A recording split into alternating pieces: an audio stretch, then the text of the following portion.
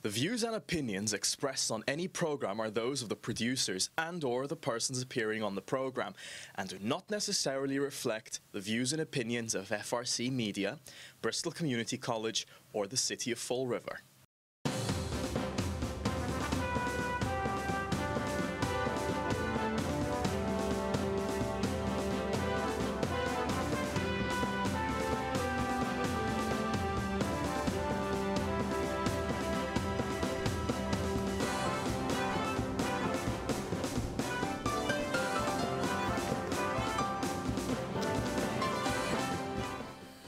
Well, good morning. Welcome to Spindle City Straight Talk. I'm Chip. And I'm CJ. And it's Monday. It's going to make you dizzy. Yeah. Well, a little bit of breaking news. Breaking. The King Philip Mill auction was held this morning at 10 a.m. And after 20 minutes of legal ease, the auction went rather rapidly. And Mr. DeRosas purchased the property now for $200,000. That's $90,000 more than he paid last time. Wow. They're going to probably, don't worry, they'll give it to him back in some form or another. And Mr. Kafori, there were two bidders. Mr. Kafori went as high as $185,000. You know, I don't know, all these people want everything for free. You know, it was owed $585. And Matt Thomas was real fast. We're going to open minimum bid is $585. Do I hear 585? No. Do I hear 5? No. Do I hear 4? No. Do I hear 350? Do I hear 3? Okay, Do I have an opening bid? That was just to make it look good. We know he knew he wasn't going to get anything. You know, you had to laugh about it. Well, you know, it's just amazing when you think about it. But you know, Mr. Kafori wanted to put single-family homes on the property. Mr. DeRosas wants to. Don't say it, please. Rehab and put in, I'm going to swear. Close your ears, I'm going to swear. Market rate housing. Yeah, we don't have enough of it. No, so it's going to make for an interesting scenario to see what actually happens with this. So I loved my opening quote on Sunday. Bankruptcy is about financial death and financial rebirth. Bankruptcy is the great American story rewritten. We're a nation of debtors. That was from Pocahontas, Elizabeth Warren. Yeah, boy, nobody more left than her. She's so far left, she's right. And in this case, we are a nation of debtors, but we're a city of debtors. But the problem is, as she talked about debt and bankruptcy and rebirth, when we do finally hit it, our rebirth is going to be a long time in coming. We're going to suffer a lot of issues. You're going to see a lot of things. All the people out there don't care about how much we bond and how they think it's just keep borrowing. Well, you know something? It's the only time that the regular person has an advantage. You know, you act like an idiot and max out all your credit cards and nobody gives you any credit. You file bankruptcy. Well, you file bankruptcy and then you might be able to get back on your feet if you wake up the next time out. But not cities. We're going to be so far in debt that what's going to happen is the receiver's going to come in and he's going to chop everybody's legs off. The contracts are going to go out the window. The pays are going to get cut massively. Everybody's going to be whining. And it's going to be a long time before we recover. Because remember, we did the math on the show a while back. We are pretty close to $1 billion in debt. And we really don't have the kind of economy and city to come back from that. The only way we can pay that debt is to slash things. So there goes all the salaries, and departments are going to be cut and services are going to be cut. And why? Because we just let these people spend money like, to quote Ronald Reagan, you know, they say government spends money like drunken sailors, but that would be unfair to a drunken sailor because a drunken sailor is spending his own money. That's true. So, but this is it. I mean, you know, they just never stop. You know, they just never stop. Well, interestingly enough, over the weekend, I did some numbers. You know, again, I'm dealing numbers. You know, we talked about that. Yep. $263,496,000. That's what MSBA has approved. 62.5% is going to be covered by the MSBA. 7.5%, as we talked about last week, is going to be covered by the city. But that's of the approved costs. Remember that, people. Yeah, That's remember. the key. Approved costs. Things like swimming pools and auditoriums are not covered, and those are in part of this package. So You're that gonna- skews the percentage. that skews the and percentage just greatly. remember one thing, people. How many years did you hear 80%, 80%? The Right. Goebbels lie. They always tried to convince you that there was 80% reimbursement, and they admitted in front of the council in discussing this, they've never gotten anywhere near 80% on Exactly. anything. Exactly. So if you believe anything they say, you need your head examined. So we have to pay 100% of all the unapproved costs. Now, let's look at Westport again. Westport's project is $98.5 million. Okay? And their Prop 2.5 is going to cost, because they have to do a Prop 2.5 override in Westport as well. Okay? It's going to cost them $100 to $130 annually per 100,000. Well, actually, 100 to 130 is what Mary Sahadi is saying we're going to pay. But you know, when you look at, I'm calling them out as a downright lie. The Westport project is going to cost $95.7 million. Let me correct that. With the town's cost to be $55.2 million. The taxpayer cost after the override is going to be $130 annually per $100,000 property value, and $520 annually per $400,000 property value. The Fall River project is almost twice as much on the city side. But our tax rate increase is going to be less than half of the Westport tax increase. Don't you see some funny numbers here? Fuzzy math, yeah. Fuzzy math That again. again, these are all estimates, and I like the way they couch their thing, and they always lie, and the timing's always perfect. They're not going to know exactly until the day before the election, where nobody will ever know, and it's garbage. Look, and the big thing is the way they just kind of hide this in. They give you the low figure Right. first. Oh, about $100, but per 100,000 evaluation. Exactly. So that's the other factor. So number one, it's not going to be $100 or $130 for Fall River, not with that amount of money, and not with all the amenities they're going to be putting in, because we all know this is it. Because then you'll see them all in front of the council crying again, we had to build a new swimming pool, we had to build a new and we have to need a new field house, and we have to redo the fields that we spent $1 million on 5 or 6 years ago, 7 years ago. And I mean, you know, how much more repair and how much more dressing up does a football field, some tennis courts, and a baseball diamond really need? How much? Give me a break. They authorized $1 million for this years ago when we didn't have the money then, and they're going to do it again because they don't care. It's just more money for them to play with.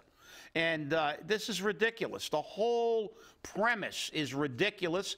I went to the bakery the other day. I think I mentioned this on the other show, and one of the girls working at a bakery was complaining that she gets her tax. I guess she gets her tax bill on texted to her. You know, I don't even like to get it in the mail because it's you know, it's like it's like I don't want to open the envelope when I get these bills. But she was complaining to me that she got over a $200 a quarter. Her tax bill went up $200. Yeah, It's like, exactly. what the, you know, what's, I said, well, don't forget, your representatives in the city council are having you pay taxes for the business people who don't get a TIF. We're paying 100% of the people that are getting a TIF. And now we got to pay for the other businesses. Oh, the hell with the fact that capitalism's about running a business and competing in the market, and if you can't compete, you die. That's what it is. Businesses are, that's part of doing business. You have to make sure that you have enough to pay your taxes, and remember, their taxes are deductible. It's a business expense. But nobody cares. Small businesses, you know, oh yeah, you know, we got to, and our illustrious city council, in their total disregard for the taxpayer, screw the taxpayer. Let's shift they're paying all of Market Basket, all of Amazon's, all of this. It's ridiculous. Let's let them start paying some of the other businesses too that we don't give TIFs to. Most of whom's owners don't live in a city, and if they are, they're in income brackets where taxes aren't. And obviously, they're making money because they're still in business in Fall River. And most of the businesses outside of the mom and pops and the people that went before the council whining about getting drove up to the city hall in their Mercedes to whine about they wanted lower taxes. They don't sell products in Fall River. You think Matouk sells $500 towels in Fall River? And most of these businesses up in the industrial park sell their wares in other places. But nobody, hey, the hell with it. Who cares? Who cares? It's like it's only the people with no money. It's only the people that are scrimping. And as Kennedy talked about, we're there in a negative light. Look at this community. Nobody's got any money. Everybody's poor. The only people that don't, I know they worship the Kennedys. So I'm sure that all our councilors were sitting there in front of the television or even there in person, salivating because the Kennedy was speaking. And guess what? Did you listen? Did you listen to what he said? Did you see the way he characterized Fall River? And the gem of Fall River wasn't even all Fall Rivers. It's a regional vocational school. That's right. It's not even Fall River. But you don't care. You're going to forget about that part. You're going to forget about that. You're going to go right back into that council chamber and stick it to the taxpayers again. You're going to increase the water fees, the sewer fees, the tax to the max, override the tax to the max. Who cares that we have the lowest income in the state? The hell with those people. Remember, Fall River's new motto: if you can't afford your taxes, sell your house and move out. Yeah, sell your house for about a quarter of what it's worth. Some of these people put hundreds of thousands of dollars into their homes. And they're worth about a quarter of what they should be because they're in this crap hole. You can't get what your house is worth in this city if you've put any money into your house. Got the lowest house prices in the state. But nobody cares. And what's really disturbing to me is it seems that the taxpayers don't care. Or maybe there's just look, I got to be perfectly frank. I know a lot of times, we say, oh, the people aren't, but the people I talk to, they're really pissed. I'm sorry, they are. But the problem is, let's look at the stat. United States Census Bureau, who's a lot more accurate than those clowns that go in front of the council and say 75 or 80% of the buildings are owner-occupied. You guys can go online, type in U.S. Census Bureau data, owner-occupied in Fall River. The figure's 34.1%. So the last time I checked, 34.1% is not a majority. It's nowhere near a majority. So even if every single taxpayer went out and voted against this, we're not going to win if the rest of them show up. The people with the money, the people with the connections, the people who live out of town and are just looking for their self-interest, that's one of the problems Fall River's had. Over the course of the years, when we were up near 100,000 people, all of those people that moved out were people with income, people with jobs, people who just wanted to get the hell out of Dodge. And with them went their vote. And with them went the era of when, if a mayor raised taxes 2 years in a row, he was no longer mayor. If a mayor imposed all these fees, he was no longer a mayor. If you were a councilor and voted for this stuff, you were gone. You were absolutely gone. But now, you look at the demographic of the voting, you got a lot of people who just don't care, or they've got self-interest, and all the rest of them are connected, and it's hard to get a majority. But, Everybody's going to suffer. Everybody's going to suffer. All these self-interest groups are all going to suffer when this thing hits the wall, and it will. Oh, I know. It will. It's going to be ugly. If this city ever goes into receivership, it will be a disaster. Well, according to the factors that I utilized here, okay, if you start looking at what we're going to have to pay, using the same figures based upon how Westport figured out their tax override, which is the same as ours, okay, a 30-year bond, as Fall River's plan will cost. The cost of the Fall River taxpayer should be approximately $203 annually per $100,000.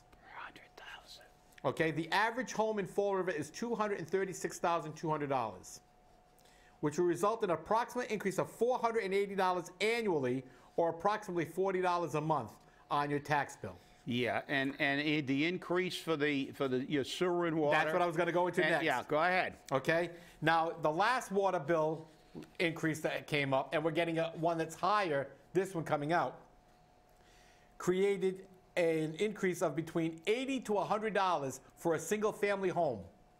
A single family. Yeah. You're looking at another $100 to $200 with this next increase. So another single family home is going to get another $80 to $100. A triple decker or a double decker is going to get a $200 to $300 increase again. I got a $200 increase on that's per quarter. That's per quarter. So if you get a $200 increase per quarter, that's $800. On top of $480, you're at another $1,000. But they don't tell you about that. Yeah, you're going to be paying more for your house in Fall River than if you lived in a. You're going to be paying more for your mortgage. Yeah. Remember our taxes that we went over. Remember. Cambridge, $6.29. Newton, $10 and change. Fall River, $14. Oh, and they're going to run around and say, well, of course, the houses are valued far more in Newton, in Cambridge. Yeah, you're right. But their income is triple and quadruple what we have. Their businesses, by the way, in both of those communities, pay the 0.75 tax factor. And it's never hurt their businesses. Only in Fall River they sell that con.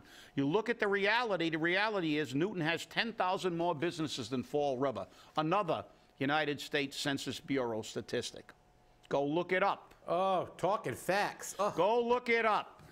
Go look it up. They've got approximately 10,000 more businesses than Fall River, and they got about 2,000 less people. Why do they have 10,000 more businesses? Because they've got like $113,000 or $115,000 income to our 31 to 34, depending on what source you look at. So do the math. It's nearly 4 times greater. Money attracts business. People who can buy and sell. We talked to somebody that just went to our new movie. There were like 10 people in there. How long do you think that's going to last? How long do you think those things are going to last in Fall River? They're nice. But how long is a restaurant that's going to charge $17 for a salad when you can go to a Portuguese restaurant and feed a family of 4 for that price? They're going to last in Fall River. You got to look at the reality. This is a blue collar, not even a blue collar, no collar anymore, because most of the people don't work. Forget about blue collar. That's an old adage that we shouldn't use anymore. Our workforce is fundamentally gone. But this is a community with no money. People don't have any money. We did go down, I think. We went down to 22-point-something% of the people living below poverty level. Yeah. Probably because they're not keeping track of the other ones. We're probably, but the reality is, you look at the demographic. You got 80% of the children on a school lunch program. Yep. So there's a great indicator. How many kids you think are on a school lunch program in Newton? Probably, not very many. I was going to say probably none. Probably none. That's right. You're probably on a school lunch program if your family only makes $80,000 a year. As a matter of fact, I think that Newton did like many other cities and towns did in the Commonwealth, and they don't charge for meals anymore. They're part of the free breakfast program because the federal government provides the breakfast foods. And instead of going through the paperwork process of having people go through, do they qualify for free or reduced lunch? They just blanketed it and said, boom, they just took the whole block grant and said that's going to pay for all the food. Yeah. And it just made it easier. Sure. But look, you know, it said, oh, we're picking out Fort Worth. Yeah, we're using Newton because it's the prime example. Newton and Cambridge are communities that are close to our size. And when we went over those tax rates, what did we show you?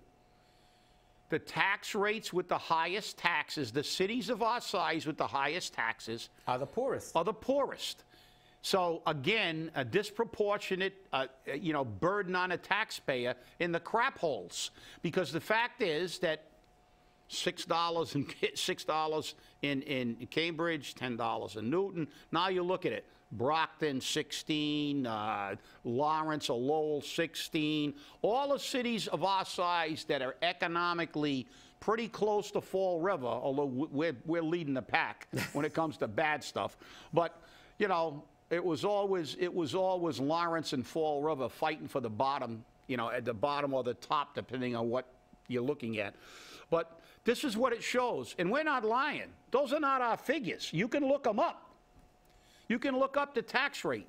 But don't only look at the number. You go, oh, well, we're only a few dollars more. We're only like $4 more than Newton.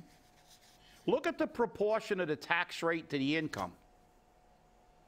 Do you think a $10 tax rate impacts somebody who's making over $100,000 as adversely as a $14 tax rate impacts somebody who lives in a town where the average household, not individual, the average household income is $34,000? You know, you have to be a total imbecile not to be able to grasp that. But apparently, our government can't. Well, interestingly enough, our government is now all rallying around Representative Joseph Kennedy because he's going to be giving his Trump rebuttal from Diamond tomorrow. Yeah, and he mentioned Fall River. It won't be in a great positive way. It won't be in a great way either, no. Yeah, but who cares? Kennedy is talking about Fall River. He actually mouthed the words Fall River. Right. The last time I heard those words in any forum was in Donovan's Reef. When Gil Hooley, this is Gil Hooley from the Gil Hooley Fall Rivers, yes. You know? And who was Gil Hooley? The anti-hero, the drunken brawler. Yeah. All he did was drink and fight. Yeah. You know, That's like the ESPN, the ESPN special they did. And what did they say about Fall River? They opened up the ESPN. That wasn't made that long ago. Nope, that was with the Herons. That's right, and it said Fall River. He came from town, a Fall River where they punch first and ask questions later. Yep. Well, interestingly enough, Mark Dion said something very, very appropriate for this. He says, "You don't get much more working America than a vocational school in a poor city, a school that knows the struggles of its students who are immigrants, the children of immigrants, the children of the poor, the children of men and women who've been laid off 5 or 6 times in their lives, the children and grandchildren of people who've come to work only to find a padlock on the factory door." And that's exactly how we're going to be portrayed by Representative. Yeah, and you flip that page over, and one of the greatest things that you're talking about, no group of people in America knows better the limitations of capitalism, because we truly don't have capitalism in Fall River. This is a socialist city because we give all, but it's only socialist for businesses. They don't have capitalism. It says the cruelty of the free market. There's no cruelty of a free market in Fall River. Because what happens is the companies with the most money get the least tax burden. Virtually none. Most of them have none. So it flies in the face of what capitalism is supposed to be. Capitalism is supposed to be laissez-faire. And you know what that means? And I don't speak French. It means let it be. Leave it alone. The market will take care of itself. Not in Fall River. The richer you are, the less you pay. Well, interestingly enough, you know, Mark Dion also wrote a column about civic-minded, but can't win, here's your chance. That's about the fact that now the mayor can only appoint people who are qualified for positions. Yeah, well. And right now the Conservation Commission doesn't even have a quorum. So any application that's put before them right now, go out there and do it right away, they automatically get approved. So it doesn't matter. Yeah, even if you don't have credentials. Even if you don't have credentials, that's right. Yeah, well, it's, you know, like I said, this is coming up, and the misrepresentation of fact and the quick half-truth like, oh, it's only going to be 100 and then they whisper or put it in very fine print that you can't read without a 500 time magnifying glass like per 100,000. And don't forget, everybody, they're not done yet. They bumped your taxes up by shifting the tax factor from businesses. They bumped up all your fees, and wait. There'll be a reassessment of all the properties coming up at some point in time. They just did it. Yeah, well, they'll do it again. Oh, of course. They're going to do it again. Now, don't worry. They're going to do it again, so you'll get hammered even more. And I told that, it wasn't only her, the girl at the bakery who complained. I told her, wait, you think it's bad now? Wait till you get your tax bill. After all the dust clears with this. And then some other guy made a great statement. Some other guy walked up to me and said, the only people that are going to vote for this waste of money, and he said, I'm not anti-education, he said, but, if we can pay for it, what we got, let's try. Let's try to figure out a way not to. Exactly. He said, the only people who are going to vote for this are rich people and people who don't pay taxes. That's right. That's right. And That's he's it. right. Well, it's interestingly enough, one of our viewers, Dave, he's always sending us comments. Yeah. Voters need to be more educated and do their research on who's for the people, not for their pockets. Remember, it's for the people, and he's right. Yeah. So he's 100% right. I know Dave watched all the time, and hi, Dave. But long time no see. But no. But the problem is, as I said, there's a catch-22 in this whole scenario. We keep saying educated. We run into a lot of people, you and I, and out on the streets, and they, obviously come up to talk to us, and most of them, are very well educated. They're very well educated, but we have a problem in Fall River. There aren't enough voters. That's it. Without an agenda. So you have the elderly in a high-rise, and don't get me wrong, they get it, but they're insulated. So you go in there, you buy them a chow mein sandwich, they vote for what you care. They're not really affected by the tax rates and stuff like that. They don't own property. They're living in the high-rises. Then you've got, who have you got left? You got 34% of the people with property, and that's still not and that's the majority. That's still not nowhere near a majority. And then you got the other people, all of whom are attached to an agenda, a political agenda. Exactly. They're political hacks in some form or another. So you get the people that live out of town that just got a pay raise, holding a sign, while other unions are out without a pay raise, and they're holding up another union for $81,000 after the mayor gives $73,500 to 2 people, and they're telling the people that these paraprofessionals in the school department that, hey, go cut your own salary. Exactly. We can't afford to say, this is for a 3-year contract, by the way. $81,000 to settle. That's what the gap is to settle a 3-year contract. You know what? Get rid of your chief of staff.